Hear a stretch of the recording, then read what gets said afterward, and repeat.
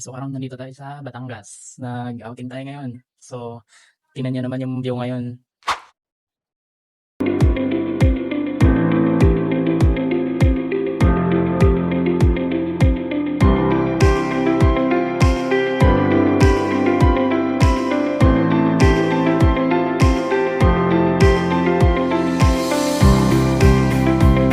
Ngayon, so maglalakad-lakad kami sa baba.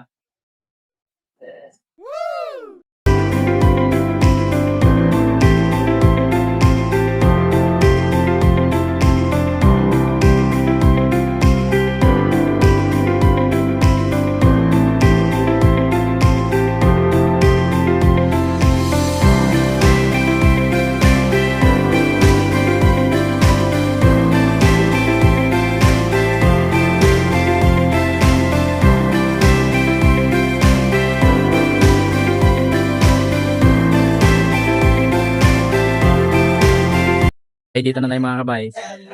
So, liligo na tayo.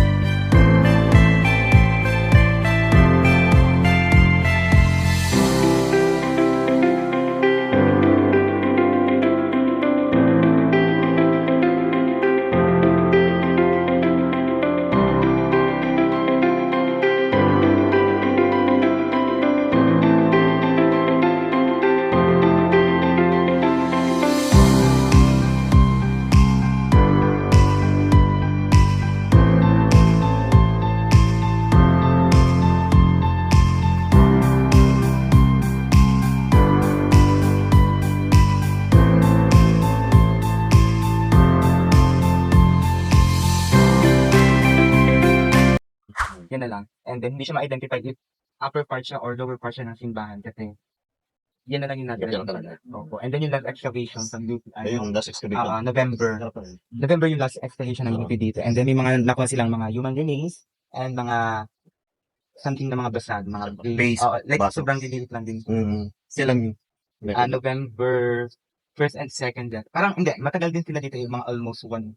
yung nag-excavate. Matagal din po sila dito yung excavate. And then malayo po, hindi naman siya super layo pero hanggang Balay Organic.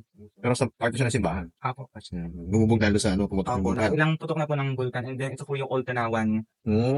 Tapos napalipat-lipat na lang so nakita rin sila So dito. ito dapat din yung simbahan yan. Ano yung bago? Ito na yung bago. Ito yung Ano tawag sa simbahan? net